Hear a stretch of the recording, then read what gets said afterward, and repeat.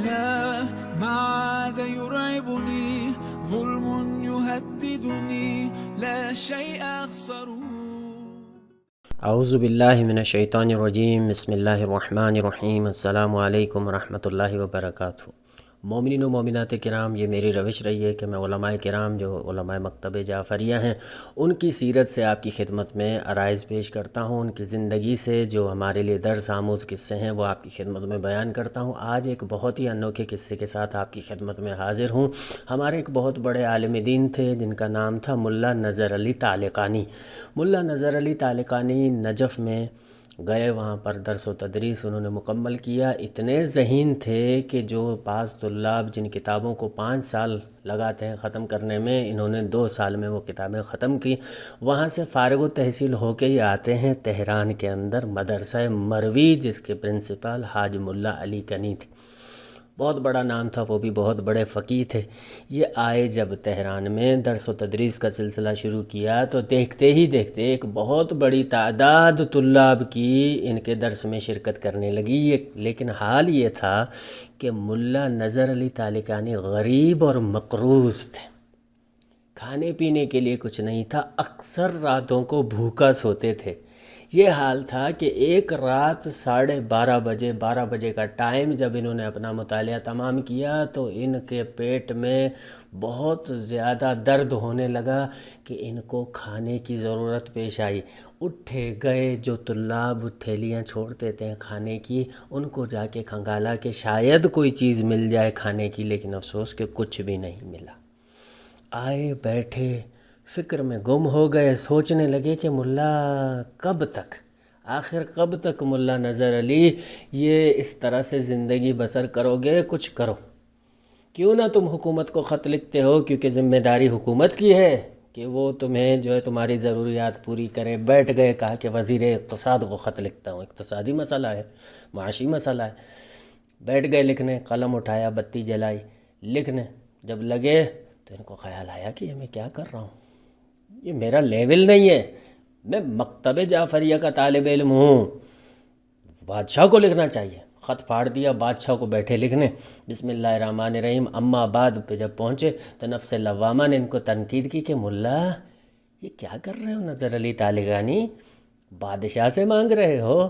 جب تمہارے پاس حسین جیسے، علی جیسے کریم موجود ہیں، اہل بیت علیہ السلام جیسے کریم موجود ہیں، تو تم ایک بادشاہ سے لکھو گے اپنی ضروریات کے لیے؟ خط پھاڑ دیا، کہا کہ مولا علی علیہ السلام کو لکھتا ہوں۔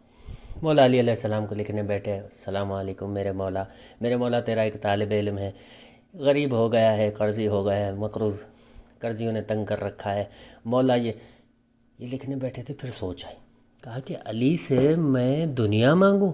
وہ علی جس نے 2 طلاقیں دے دیں اس دنیا کو، میں اس سے اپنی ضروریات کا لکھوں؟ شرمندہ ہوئے، کہا کہ نہیں، علی سے علم اور معرفت لینی ہے۔ خط پھاڑ دیا، اب کس کو لکھوں؟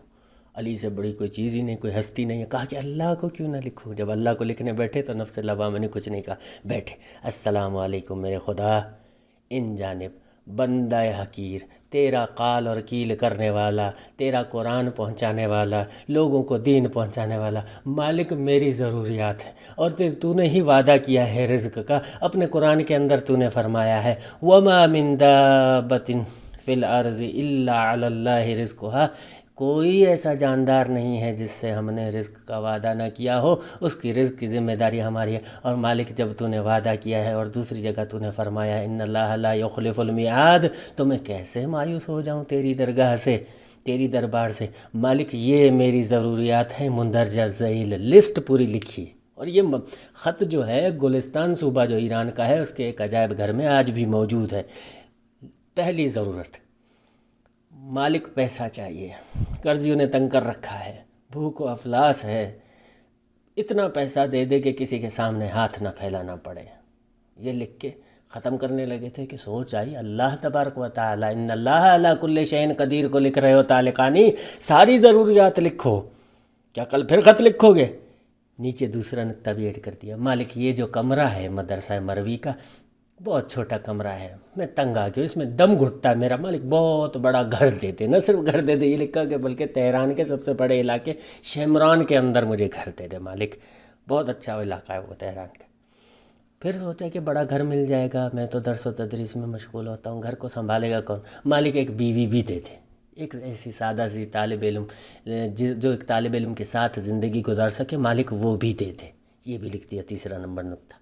نمبر 4 کہا کہ بیوی تو بور ہو جائے گی، میں تو سارا دن درس و تدریس میں مشغول ہوتا ہوں، مالک 4-5 بچے بھی دے دے۔ یہ ایک بہت بڑا فقیہ، مکتب جعفریہ کا بہت بڑا فقیہ، صاحب جواہر کا شاگرد، شیخ انصاری کا شاگرد، سب سو رہے ہیں، رات کو 12 بجے بیٹھ کے اپنے مالک کو خط لکھ رہا ہے، مالک میری ضروریات لکھ دیا۔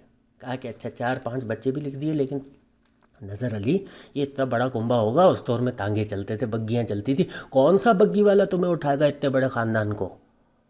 کہا کہ مالک ایک بگی بھی دے دے اور اس کو چلانے والا بھی دے دے، کیونکہ میں تو طالب علم ہوں، مجھے ٹانگا چلانا نہیں آتا، جب بھی کوئی ضرورت ہو کہیں جانا ہو تو اس کو بلا لوں اور وہ ٹانگا چلا کے ہمیں وہاں پہ چھوڑ کے آ جائے۔ یہ لکھ دیا۔ لکھ کے پھر لکھا کہ ایک گھومنے کے لیے باغ بھی دے دے مالک، جب درس و تدریس سے تھک جاؤں تو بچوں سمیت وہاں پہ جا کے چہل قدمی کروں، باغ بھی دے۔ یہ لکھ کے نیچے لکھ دیا لطفاً بعد از ہمانگی بے من اطلاع دے، جب یہ ساری چیزیں ارینج کر لو تو اس ایڈریس پر رابطہ کیجیے گا، مدرسہ مروی، کمرہ نمبر 16، نظر علی طالقانی۔ یہ لکھ کے خط کو لپیٹ کے لفافے میں ڈالا۔ اب یہ بیٹھ گئے سوچنے کا کہ اس کو پوسٹ آفس میں تو ڈالنے سے رہا، اس پر تو ایڈریس ہی نہیں ہے، تو کہاں ڈالوں؟ کہا کہ اللہ کا گھر ہے مسجد، اللہ کو خط لکھا ہے تو مسجد میں ہی ڈالوں گا۔ اٹھے، لباس پہنا، ابا قبا لگایا اور گئے۔ برف باری ہو رہی ہے، رات کو ملا نظر علی اپنا خط لے کے مسجد کی طرف جا رہے ہیں۔ مسجد پر جب پہنچے تو دیکھا کہ مسجد بند ہے، رات کو 12:30 بجے، اتنی برف باری میں کوئی بھی نہیں تھا وہاں پہ۔ انہوں نے دیکھا کہ جھریاں بنی ہوئی ہیں دروازے کے اندر، تو جھری کے اندر خط ڈالنے کی کوشش کی، زور زبردستی لگی، لیکن آدھا خط باہر رہ گیا۔ ان کو یہ ڈر ہوا کہ کوئی دیکھ لے گا تو کیا سمجھے گا اس رات کو مولانا کو کیا ہو گیا ہے کہ مسجد کے اندر جو ہے انگلیاں کر رہا ہے۔ اس ڈر سے یہ جلدی آدھا خط باہر چھوڑ کے آ گئے۔ ہوا چلی، صبح یہ خط سڑک پر آ گیا۔ بادشاہ جو تھا ناصر الدین شاہ اس دور کا، وہ اٹھتا ہے، وہ جاتا ہے شکار کے لیے اپنی پلٹن کے ساتھ، اپنے نوکروں کے ساتھ، خادموں کے ساتھ یہ جا رہا ہے۔ جاتا ہے، دیکھتا ہے کہ سڑک پر ایک خط پڑا ہوا ہے، آرڈر دیا، حکم دیا کہ خط لے کر آؤ، یہ لفافے کے اندر کیا ہے؟ دیکھتا ہے لفافے کو، جب پڑھتا ہے تو کہتا ہے شکار کا پروگرام کینسل، شکار ہمیں مل گیا ہے، چلو واپس محل کے اندر۔ بادشاہ کا حکم تھا، ساری پلٹون جو ہے واپس آ گئے محل کے اندر۔ کہا کہ جاؤ مدرسہ مروی کے اندر 2 بندے اور اس مولانا کو، جس بندے نے خط لکھا ہے، اس کو میرے پاس ابھی ابھی پیش کرو۔ 2 بندے گئے، مدرسے کا دروازہ بجایا، سارے طالب علم پریشان کہ بادشاہ کے بندے کیوں آئے ہیں، اور ملا نظر علی کا پوچھ رہا۔ ملا نظر علی کو اپنی ٹینشن کہ شاید کسی مقروض نے، کسی قرضی نے جو ہے جا کر وہاں پہ فریاد لگائی ہے، اس وجہ سے مجھے گرفتار کرنے آئے۔ تسبیحات پڑھتے پڑھتے، اللہ کا ذکر کرتے کرتے گئے۔ جب بادشاہ کا سامنا ہوا، بادشاہ نے دیکھ کر کہا نام کیا ہے تمہارا؟ کہا کہ ملا نظر علی۔ کہاں سے ہو؟ طالقان سے۔ خط تم نے لکھا تھا؟ جی میں نے لکھا تھا۔ کب لکھا تھا؟ کل رات لکھا تھا۔ کہاں ڈالا تھا؟ مسجد شاہ کے اندر ڈالا تھا۔ کہا کہ مجھے خط کیوں نہیں لکھا؟ اللہ کو کیوں لکھا؟ کمال کا جملہ فرمایا وہاں پر۔ یہ ہمارے شیعہ، ہمارے علماء کرام، کوئی ڈر نہیں، کوئی خوف نہیں۔ کہا کہ میں صرف اللہ تبارک و تعالی سے مانگتا ہوں اور کسی سے نہیں مانگتا، کسی کو لائق نہیں سمجھتا۔ اللہ تبارک و تعالی نے جب وعدہ کیا ہے تو وہ میری ضروریات پوری کرے گا، اس لیے میں نے کسی کو بھی اس لائق نہیں سمجھا کہ اس سے اپنی حاجات طلب کروں، میں نے اللہ تبارک و تعالی کو لکھا ہے۔ بڑی ہی بردباری سے جب یہ بردباری دیکھی، کہا کہ بڑا متاثر ہوا بادشاہ۔ کہا کہ سلام ہو تم پر، سلام ہو تمہارے والدین پر جنہوں نے ایسی تربیت کی ہے تمہاری۔ یہاں پر فرمایا کہ نہیں، میرے والدین بیچارے ان پڑھ تھے، ان کو کچھ بھی نہیں آتا تھا، یہ جو بھی میں نے سیکھا ہے یہ نجف کے اندر 4 بہاریں گزاری ہیں، مولا امیر المومنین کی نگری میں ہے، وہاں سے میں نے یہ سیکھا ہے۔ وزراء کو کہا، حکما کو کہا، بادشاہ نے کہا کہ اس کی ساری ضروریات پوری کی جائیں، اور پھر کہا کہ یہ جو بیٹی کی تم نے جو شرط لکھی ہے، اگر میری بیٹی ہوتی، بادشاہ کہتا، تو میں تم سے بیاہتا، لیکن اب وزراء میں سے کوئی ہے، حق مہر میں دوں گا نظر علی طالقانی کو اپنی بیٹی دے۔ اب ظاہر سی بات ہے، ناصر الدین شاہ جیسا بادشاہ جب حق مہر کی بات کر رہا ہے تو کون انکار کرے گا؟ بہت ساروں نے ہاتھ اٹھائے، تو اللہ پر توکل کرنے سے ان کی ساری ضروریات پوری ہو گئیں۔ اللہ تبارک و تعالیٰ کہتا ہے رزق مجھ سے مانگو، رزق کی ٹینشن مت لو، میں تمہیں وہاں سے رزق دوں گا کہ تمہیں پتہ ہی نہیں چلے گا، تمہارا اندازہ ہی نہیں ہوگا۔ تو یہ ملا نظر علی تالقانی، یہ ہمارے علماء کی سیرت ہے۔